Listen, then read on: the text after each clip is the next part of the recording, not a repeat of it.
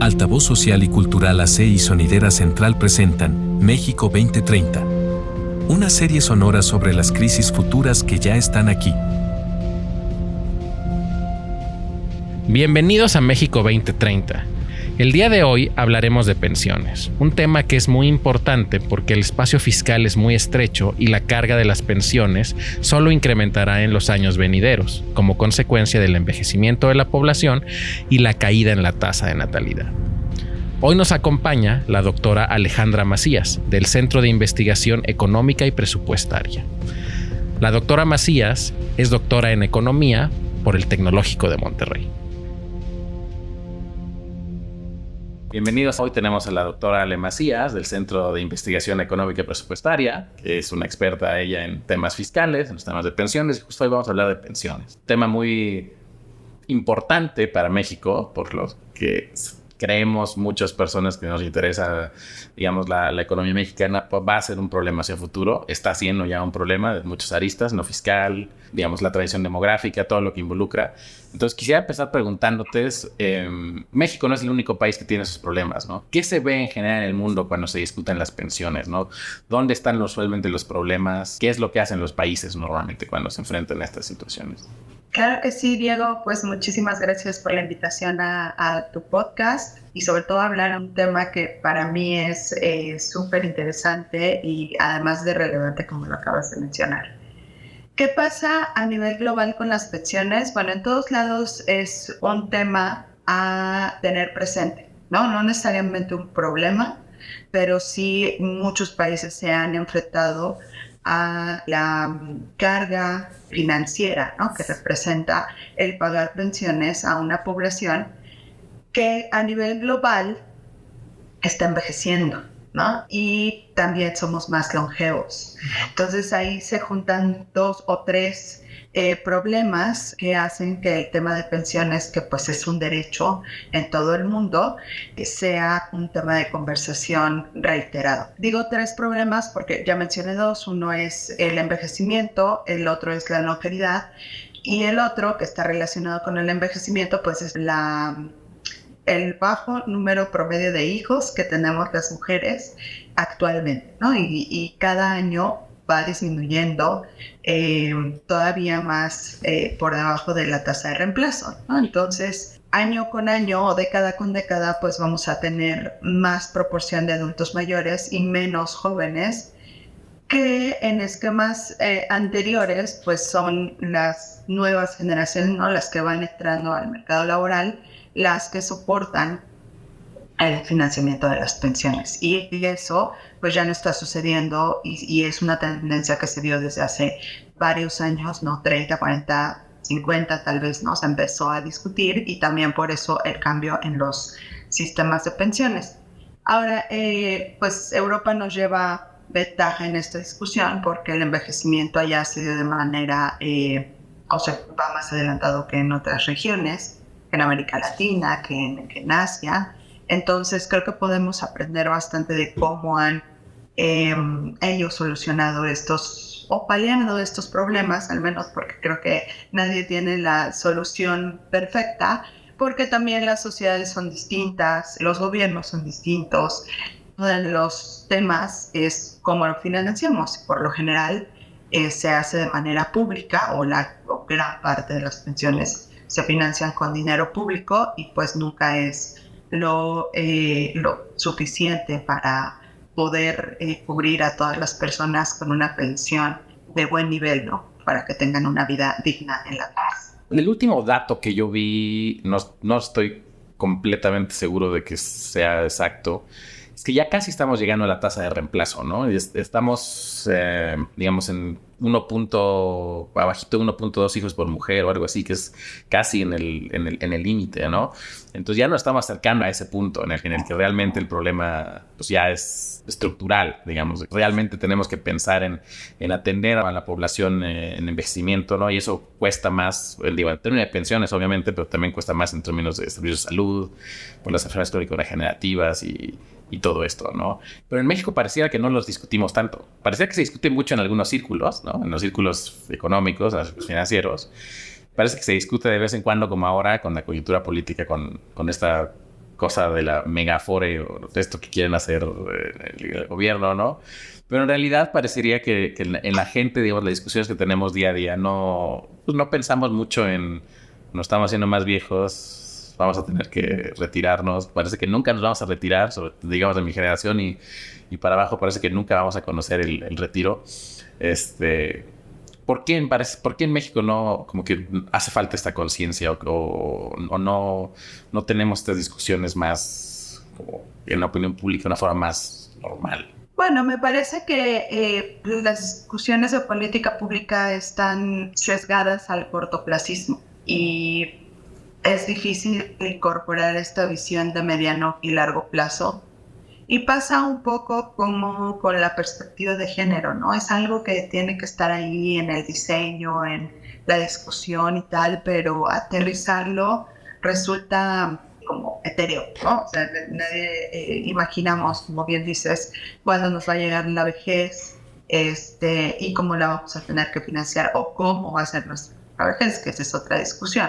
Entonces, ahorita nos sentimos bien, ganamos nuestro sueldo, nos lo gastamos y no pensamos en que tenemos que ahorrar para esa etapa de la vida.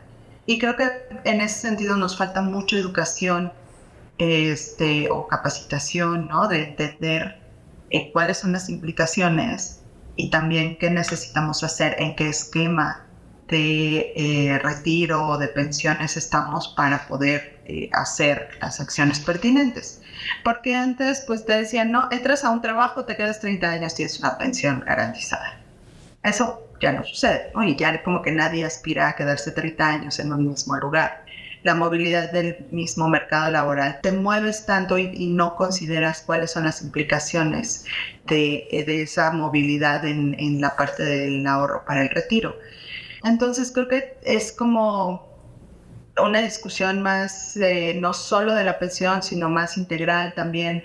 Pensar que pues, tenemos 40% de la población por ahí que está en pobreza, que lo que quiere cada día es no comer, tener techo, tener ropa y pues se escapa el pensamiento de más de 10 años, 30 años, ¿no? O sea, como que no está en el horizonte.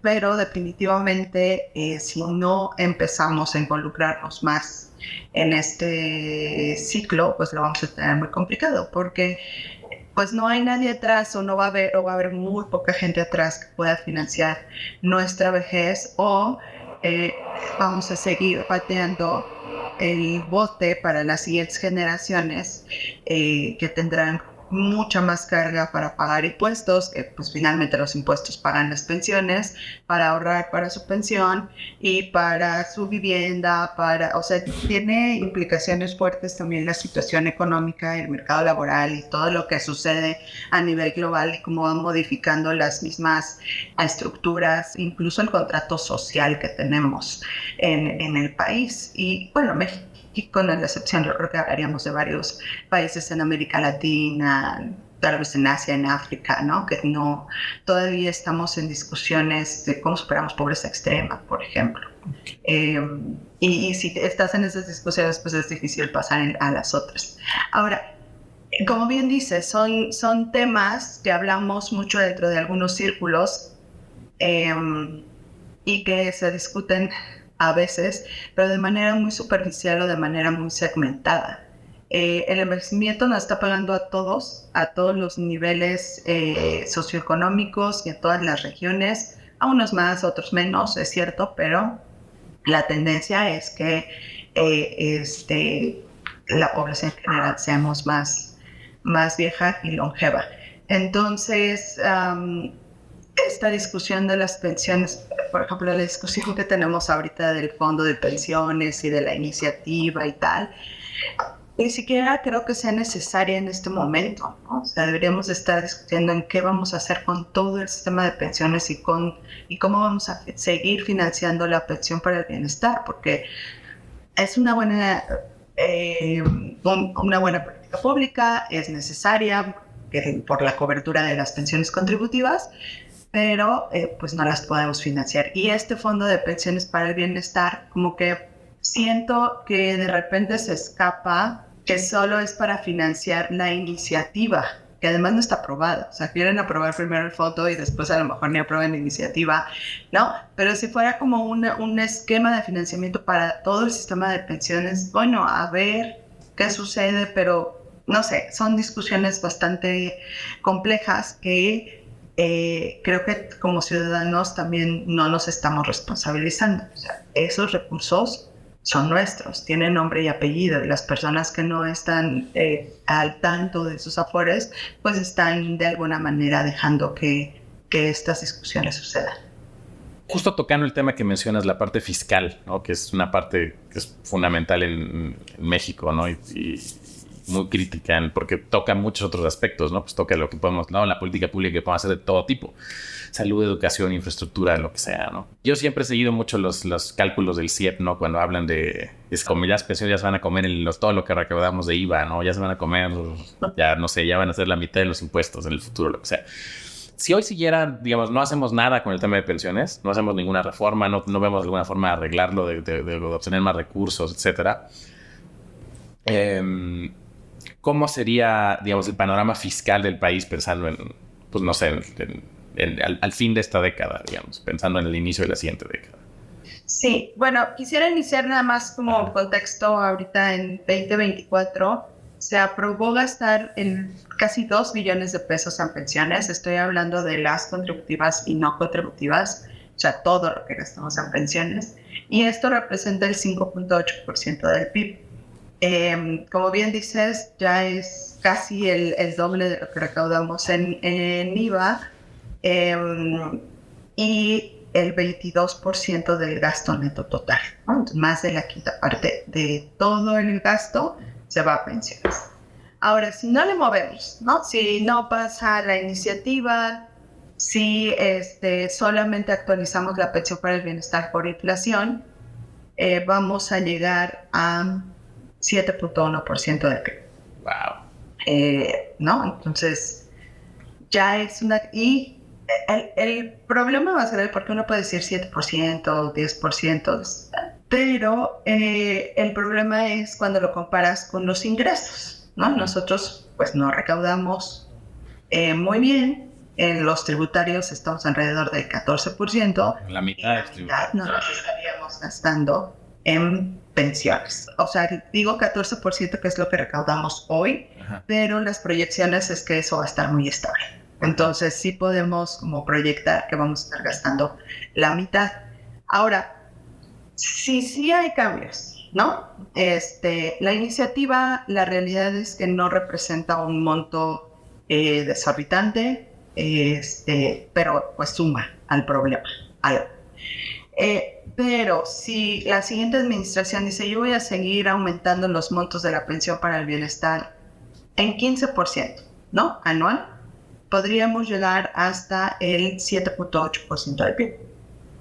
Entonces, digo, ya es un problema porque si la quinta parte nos las gastamos en pensiones, tenemos cada vez menos para gastar en otras políticas. Y tú mencionaste algunas, pero también nos falta, y con urgencia, implementar un sistema de cuidados, por ejemplo, ¿no? Sí. Nos falta, y con urgencia, meterle más a la infraestructura y a infraestructura productiva. Entonces, si seguimos priorizando las pensiones, pues para 2030 seguramente nos van a seguir diciendo que no hay espacio fiscal para invertirle a la primera infancia, ¿no? Que tenemos una cobertura del 3%, cuando a los adultos mayores pues los cubrimos al 100% con esta pensión del bienestar. Entonces tenemos ahí implicaciones intergeneracionales, y es de las cosas que no discutimos y no incorporamos en las decisiones públicas, ¿no? Los tomadores de decisiones, otra vez, lo que les importa es qué va a pasar de aquí a 1 año o a 6 años y no a 10 o 15, que puede ser bastante grave. A mí cuando me preguntan, oye, ¿cuándo va a explotar el tema de pensiones? Les digo, es que, ¿por qué esperarnos a que explote, no? Ya es un problema. Pero más o menos sí tenemos una idea de cuándo va a explotar, ¿no? Pues si no, así seguimos en la tendencia, que es más o menos a mitad de la siguiente década, por ahí. Sí, bueno, y sobre todo porque el gran problema que es la generación de transición, pues va a seguir aumentando hasta el 40, 45, y entonces podremos ver algún decrecimiento, pero no de las pensiones más caras, que son pues básicamente Pemex, Luz y Fuerza, ¿no? Que se van a ir todavía más. Pero ahí justo lo que tú hablas, hay un problema como de justicia intergeneracional, ¿no? En varios niveles. Primero, entre los viejitos versus primera infancia, ¿no? Que claramente ponemos toda nuestra atención en las pensiones de adultos mayores, pero no ponemos la atención suficiente, digamos, en los jóvenes, que van a ser menos, además, ¿no? Que va a ser que lleven la carga de esos viejitos en el futuro. Pero también hay un tema como intergeneracional digamos, en la misma estructura de cómo fue diseñado el sistema de pensiones mexicano, cómo fue evolucionando, ¿no? En que tienes los de la ley de los 70s versus la ley del 97, versus las cosas que nos inventemos en el camino, más todos los sistemas de pensiones que hay regados por el país, ¿no? Los de las universidades, los estados, etcétera, más los que son muy onerosos que tú mencionas, ¿no? Pemex, CFE, etcétera, versus los muy, pues muy magros, digamos, ¿no? Que son, pues, el ISSSTE, el IMSS, ¿no? Entonces hay como este tema de justicia en varios niveles, ¿no? Justicia entre sistemas, justicia entre generaciones. ¿Cómo podemos abordar ese tema de justicia? Como pensando en que queremos generar esa discusión pública, queremos atender ese problema antes de que estalle. Claro. No, y además es un tema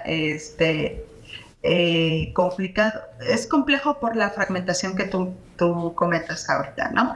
Y el hecho es que las pensiones siguen perpetuando esta desigualdad, ¿no? Aunque hagas un programa universal que te reduce pobreza en la población de los adultos mayores, pues sigue siendo súper desigual, porque si tú comparas una pensión de Luz y Fuerza contra la pensión para el bienestar, pues ellos reciben 16 veces más. Y ahora es un poco más suficiente, pero sigue siendo muy baja, ¿no? Entonces, cuando hablamos de queremos un sistema de pensiones más igualitario, yo empezaría a discutir una ley general, que ya hubo alguna propuesta en algún momento, se desechó, pero una ley general que ponga lineamientos, ¿no? Y también de responsabilidad financiera y fiscal de mediano y largo plazo, porque pues hay sistemas en los estados, en los municipios, que no sabemos qué prometieron, cuál es el pasivo, cómo lo van a pagar, quién lo va a pagar finalmente, porque si el municipio truena, entra el estado; si el estado truena, entra la federación. Y hay que recordar otra vez que hablamos de gobierno, pero pues el gobierno tiene los recursos de los ciudadanos, no es que ellos tengan o generen pues estos recursos. Entonces necesitaríamos empezar a hablar así, ¿no? Y de dejar de fragmentar el sistema de pensiones, porque pareciera que hay tipos de trabajadores. No parece, sí. Hay tipos de trabajadores, ¿no?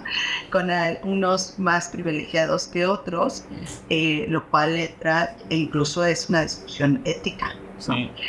Y en Pemex y CFE incluso no contribuían los trabajadores.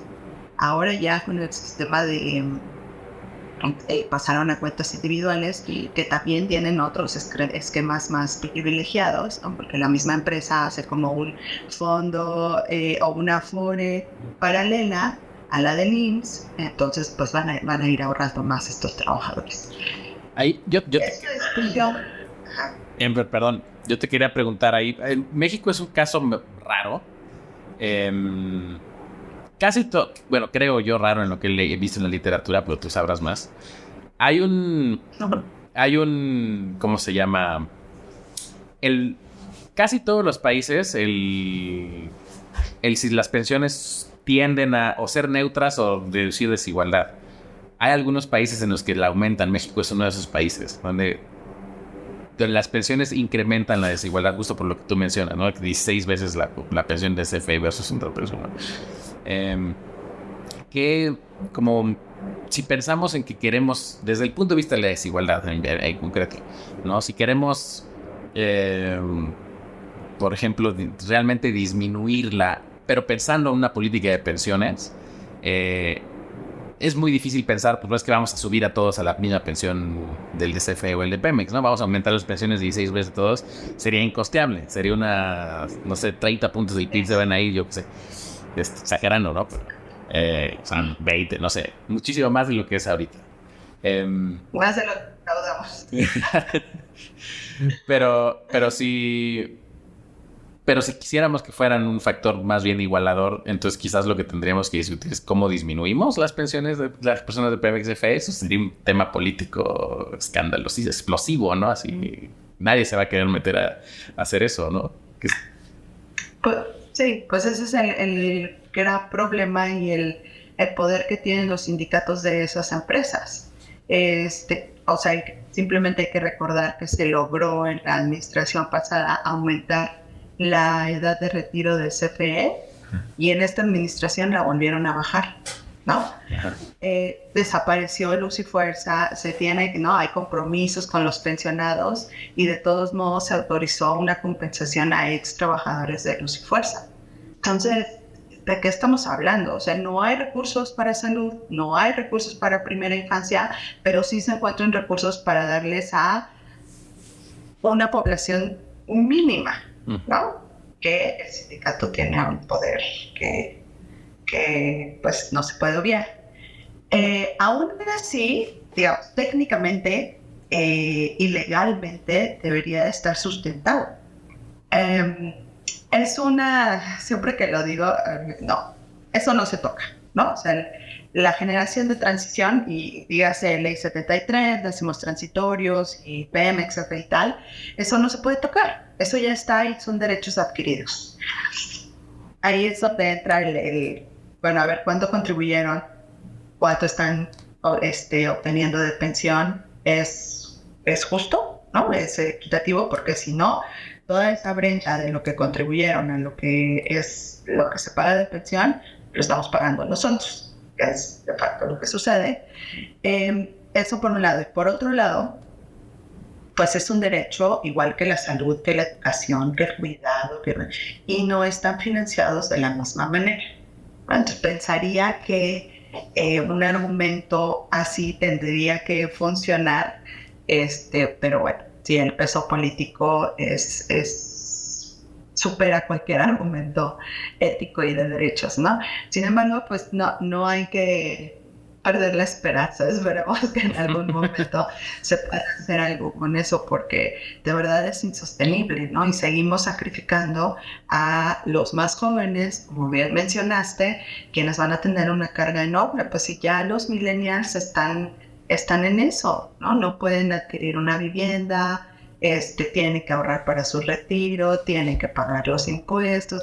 Entonces, cuando se preguntan, ¿y por qué México es tan informal? Pues, ¿por qué será? ¿No? O sea, la carga tributaria no es baja y después ni siquiera podemos hacer uso de nuestros recursos, o sea, de nuestro sueldo y tal, para tener mejores vidas. Y eso, si en este momento lo estamos sufriendo en las finanzas públicas, pues más adelante puede ser peor. Con una población vieja, longeva y enferma, no puedo decirlo, pues ¿de dónde vamos a sacar para financiar? O sea, de verdad debería preocuparnos más de lo que sucede ahora, ¿no? Sí, totalmente. Es como le dice la doble transición, ¿no? A la epidemiológica y a la demográfica, ¿no? Y van de la mano, ¿no? Y vienen con el agotamiento del llamado bono demográfico, ¿no? Todo esto. Digamos, aquí lo conecto un poco con otro tema que no necesariamente es de pensiones, pero creo que está conectado, ¿no? Es por ejemplo, en otros países hay muchas discusiones ahora sobre cómo administrar esa transición demográfica, ¿no? Y cómo atender el tema. Algunos hablan más como de revertir la pérdida de fertilidad en las sociedades, ¿no? Y justo hablan de que medidas que han sido relativamente exitosas, por ejemplo, con el caso de Japón o en otros, es justo mucho por el lado de cuidados, ¿no? De los temas de cuidados, ¿no? Que si hay guarderías, si hay como un sistema de cuidados bien hecho, está bien planteado, es más fácil para las mujeres querer tener más hijos, ¿no? O aventarse el costo de los hijos, exactamente, aventarse el tiro, ¿no? Y de lo mismo en la medida en que tienen más acceso a, digamos, estas otras políticas que no son necesariamente vinculadas a pensiones, porque son como los paternity leaves, ¿no? Los maternity leaves que sean iguales, y, digamos, ese tipo de cosas que disminuyen los costos para las mujeres en el mercado laboral y que mejora o disminuye su carga de cuidados en el hogar, tiende a beneficiar o a minorar el impacto de esas transiciones que después vemos reflejadas en las finanzas públicas por el lado de las pensiones, ¿no? Pero en México parece que tampoco queremos traer esa discusión de ese lado, ¿no? Como que la mandamos un poco a volar. Pensando en el contexto electoral en el que estamos hoy en día, ¿no?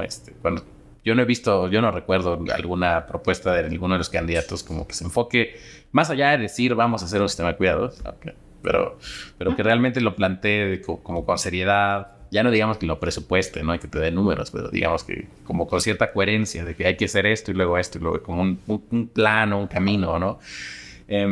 Y todos esos problemas están conectados, ¿no? Entonces, ¿tú crees que quizás si se logra avanzar en uno de ellos implique necesariamente que se avance en el otro? Digamos que logramos desbloquear estas discusiones sobre cuidados, porque parece ser electoralmente más vendible, al menos por lo que proponen los candidatos, por ejemplo. Pero si que logremos vincular las discusiones, digamos, de tal forma de que las dos avancen, porque al final de cuentas están conectadas al final de cuentas. Mira, yo creo que hay políticas, ahorita estamos discutiendo sistema de cuidados, ¿no? Pero puede haber otras que tengan impactos como más generalizados o más multisector, por decirlo de alguna manera.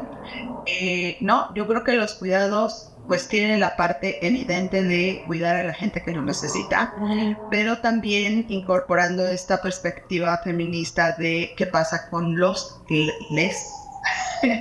las personas cuidadoras, que la mayoría son mujeres. Y si sucede lo que tú mencionas, que las mujeres pues vamos a tener un poco más de tiempo, decidimos incorporarnos al mercado laboral, mejor salud mental, ¿no? Como que tiene efectos diversos. Y si te incorporas al mercado laboral y es formal, pues tiene implicaciones incluso productivas, fiscales, etc. Entonces hay que pensar en este tipo de políticas y probablemente no tengan los efectos esperados en todas las aristas, pero algo va a suceder. Porque simplemente si nos incorporamos al mercado formal, va a ser más probable que tengamos una pensión. Entonces ahí ya va cerrando un poco esa brecha y pensando que no vas a necesitar ayuda del gobierno, ¿no? Que va a funcionar la reforma del 2020, que vas a poder ahorrar lo suficiente, que vas a poder estar las 1000 semanas de cotización que nos piden, etc. Entonces, bueno, ahí ya tienes un impacto como en pensiones, en la situación económica de la mujer, en que los hijos están bien cuidados. Y ese es el tipo de políticas que creo que hay que incentivar y que discutir y tal. Lamentablemente, cuando conviene, dicen no hay espacio fiscal, no hay dinero para este sistema y tal, cuando se podría ir modificando a partir de los programas que ya existen de cuidado, ¿no? O sea, tenemos una parte en el IMSS, en el ISSSTE y tal, y sobre todo, no caer en lo mismo que tenemos en salud y pensiones, que es otra vez un sistema de cuidados fragmentado, vinculado al tipo de trabajo, porque entonces vas a caer exactamente en los mismos vicios y en los mismos resultados que ya vemos en los otros dos sectores, ¿no? Entonces, y ahora, según ONU Mujeres, necesitamos 1.4% del PIB, ¿no? Para todo el sistema de pensiones. Creo que es solo primera infancia, pero bueno, es como una cosa más grande. Empecemos con algo. No necesitamos tener el 1.4 ya, pero sí que se vea la voluntad, el diseño, empezar con algunos pilotos. Ahora hay iniciativas en muchos lados que podrían irse articulando y que si ya están operando, pues ya tienen algún tipo de presupuesto. Entonces, lamentablemente no es, o sea, como que no le ponen mucha mente.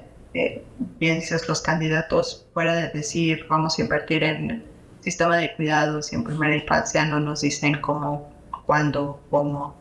Y bueno, habemos muchas asociaciones atrás de eso. Se ha avanzado, ¿no? Al final ya lo tienen por lo menos en la agenda. Pero el otro problema es que pues no sé, como que hablamos de cuidados y pensamos en niños. Pero la verdad, y hace rato me falta decir, vamos a ser una población vieja, longeva, enferma y sola. Porque si no tenemos hijos, ¿no? Después, ¿quién nos va a cuidar? Pues el Estado. Y si no tenemos un sistema de cuidado, pues, ¿no? Entonces, digo, es un tema súper interesante, tienen muchas formas de abordarlo, también muchas formas de buscar soluciones, no tiene que ser todo público, también desde el sector privado puede haber algunas herramientas como la hipoteca inversa, pero pues igual si no puedes acceder a una vivienda o tener una vivienda, pues la hipoteca inversa puede ser un instrumento que beneficia a poquitos. ¿Cómo funcionaría una hipoteca inversa? La hipoteca inversa es como ahora sí que al revés de cuando pides una hipoteca. Lo que tú haces cuando pides una hipoteca es que vas pagando mensualmente, ¿no? Para tener una casa. Ajá. Al revés, cuando ya eres el poseedor de este inmueble, vas al banco y le dices, oye, yo quiero una hipoteca inversa, entonces te van a ir pagando mensualmente hasta que fallezcas y entonces el banco va a ser el poseedor de tu inmueble. Y por ahí tenemos un artículo de más o menos cuánto mensualmente podrías recibir si eres hombre, si eres mujer, y hasta cuándo vivirías, ¿no? O cuánta edad tienes. No, es más bien cuánta edad tienes cuando pides la hipoteca y con la esperanza de vida pues calculan las mensualidades. Entonces hay ese tipo de instrumentos y seguramente otros que se pueden utilizar. Pero otra vez tenemos que poner en el centro del pensamiento, del imaginario de las personas, que eso va a ser un problema para todas y todos en nuestra vida. Sí. Y ahora, digo, ya se nos va acabando un poco el tiempo, pero para cerrar, ya hablamos del escenario catastrófico, que es este escenario de no hacemos nada y sigue, y la mitad del presupuesto se va a ir, bueno, la mitad de la recaudación fiscal se va a ir en pensiones, y vamos a tener pues, una población vieja, pobre, sola, enferma, etcétera, terrible, ¿no? No el escenario, no es el México que queremos, claramente, ¿no? Y nos quedan pocos años, digamos, para empezar a invertir en esto, para asegurarnos de que no vamos a ser ese país, ¿no? Pero, digamos, dentro de lo posible, entonces, sin fantasear que vamos a hacer la reforma fiscal que nos va a dar 30 puntos del PIB y vamos a poder pagar lo que sea, y vamos a administrar la abundancia y demás, ¿no? ¿Qué cosas, digamos, dentro de lo que se antoja viable, tú que conoces, que, digamos, el tema muy bien, qué cosas sí podríamos ir haciendo? ¿Cuál sería el escenario como el mejor escenario posible dentro de lo factible para que cómo vamos a llegar, digamos, a los próximos 5, 6, 10 años a tener este tema? Mira, yo creo que se pueden hacer al menos 3 cosas que no serían tan complejas. Piénsalo. La primera es eliminar una cosa que se llama modalidad 40 en el IMSS. que te permite pagar durante los últimos 5 años, o sea, como registrante que ganas mucho más para poder tener una mejor pensión. Entonces, a lo largo de toda tu trayectoria contribuiste poco, los últimos 5 años contribuiste un poco más, pero no se va a equiparar con tu pensión, ¿no? Y generalmente son pensiones muy caras las que permiten la modalidad 40. Y eso me está difícil, ¿no? Hasta cuando hablas con los mismos tomadores de decisiones, dices, sí, claro, eso debería de eliminarse. ¿Por qué no lo sé? Ese es uno. El otro es la integración de los pilares. A mí me llama mucho la atención, o me enoja, ¿no? Que estemos discutiendo una iniciativa de pensiones que va a beneficiar a 10,000 personas, ¿no? Cuando si tú integras la pensión para el bienestar como un piso mínimo, digamos, de pensión, y de ahí vas construyendo quienes están en el INSS, no tendríamos la necesidad de discutir esa pensión. No, o sea, los sueldos más bajos tendrían el 100% de tasa de reemplazo. Pues, ¿por qué nos meten a discutir cosas que la mayoría de las personas no entendemos? ¿Sabes? Y un fondo de pensiones, y sientes que te queda con vida. Son discusiones en una época que pues hay personas que les conviene, pero la verdad es que deberíamos estar discutiendo otras cosas. Entonces, la integración de pilares es, yo creo que es un tema prioritario a discutir, igual que la modalidad 40. Y la otra es homologar topes de pensiones. O sea, el IMSS tiene el 25 UMAS, ¿no?, como tope, y el ISSSTE 10 UMAS. Tiene algo de sentido porque los sueldos del ISSSTE pues son bajos, ¿no? Fíjate que hay como los sueldos y aparte las compensaciones, pero pues eso también hay que revisarlo. Y no cualquiera, pero muchas de las cosas relacionadas con pensiones pues se vinculan mucho con políticas de mercado laboral. Entonces creo que por ahí va la discusión. Toparlo también nos va a permitir que el gasto en pensiones de la generación de transición se pueda contener un poquito más. No va a dejar de crecer, pero pues que no crezca como al ritmo que viene creciendo. Entonces yo me quedaría con esas tres. Se pueden hacer más. La ley general que mencioné hace rato, pero bueno, entonces vas a tocar fibras sensibles y tienen costos políticos, pero digamos que la integración debería de ser importante. ¿Por qué? Porque pues ahorita hay personas que reciben Pemex, FR, Fuerza y que también cobran la pensión para el bienestar. Entonces eso es oneroso por todos lados para todos nosotros, ¿no? Completamente. Y desigual.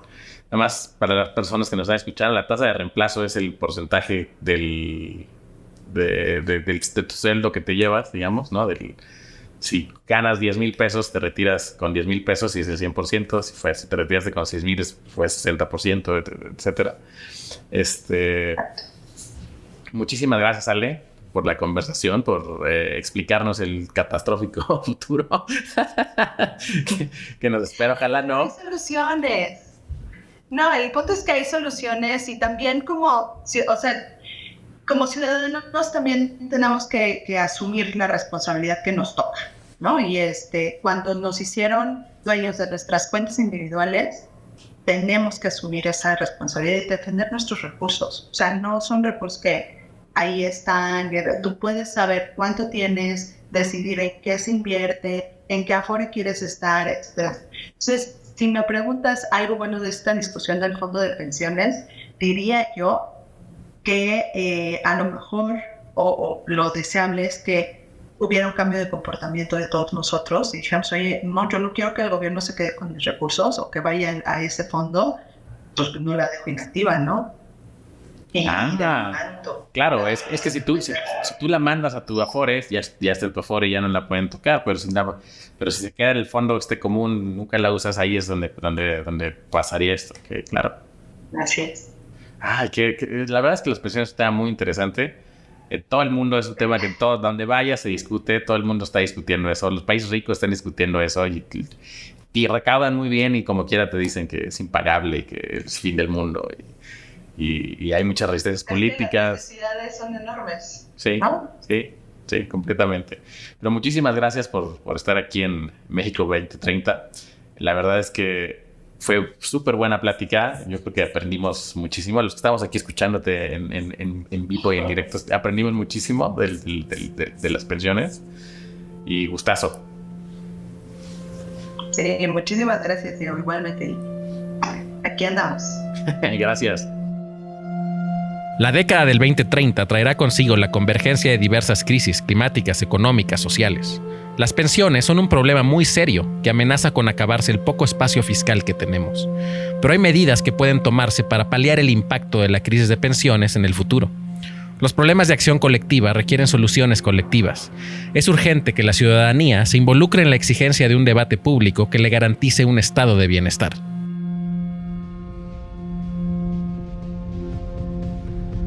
México 2030 es una serie sonora original producida por Sonidera Central y Altavoz Social y Cultural AC.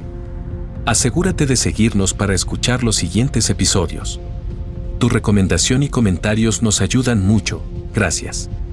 Si deseas apoyar contenidos como este, te esperamos en www.patreon.com/todo-miedo o si deseas hacer un donativo deducible de impuestos escríbenos a altavoz.ac@gmail.com.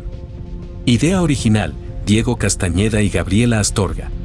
Producción, Benjamín E. Morales, Gabriela Astorga y Sebastián Morales. Producción ejecutiva, Adrián Borlango, Vuelo de Grulla, Margarita Moreno, Dava para Más, Edreb, Marco Bian, Manuel Gil Antón, Cecilia Pérez y Elena CDMX. Conducción, Diego Castañeda. Grabación, Sebastián Morales. Edición, Sebastián Morales. Diseño gráfico, María René Cantú. Locución, Antonio de Morfay. Agradecemos a Alejandra Macías por su generosa participación en este episodio. Agradecemos a nuestros Patreons, Adrián Borlango, Vuelo de Grulla, Margarita Moreno, Dava para Más, Edreb, Marco Bian, Manuel Gil Antón, Cecilia Pérez, Elena CDMX, Osvaldo Cornejo, Ricardo Pineda, Antonio R. del Niño Jesús, Santiago Medina, Emilio Ugartechea, Noemí Aragón, Natia Mezcua, Diana Romero, Jair Orozco, Medialuna, Y, Gabriela Astorga, Jonathan Santos, Lau Baneco, Chiquitillo, Diego Echeverría, El Indio Ladino, Alfonso de la Rosa, Sebastián Morales, Juanga, Evaristo Bedriñana, Sellopaeo, Iván Said Martínez, Iracusne Incierte, Diana R. Banda, Juana, Mariana Gómez, Aleida Savi, Edita AM, Erwin Osberto Flores, Néstor Felipe, Amaranta Cabrera, Tremendo Guanajo, Diablo Sayayín, Isabel Pedro y Juan José Sánchez. Este material es distribuido bajo una licencia de Creative Commons Reconocimiento No Comercial Compartir Igual. Esta licencia permite a otros remezclar, adaptar y construir sobre su trabajo de manera no comercial, siempre que lo acrediten y otorguen licencias de sus nuevas creaciones bajo los mismos términos.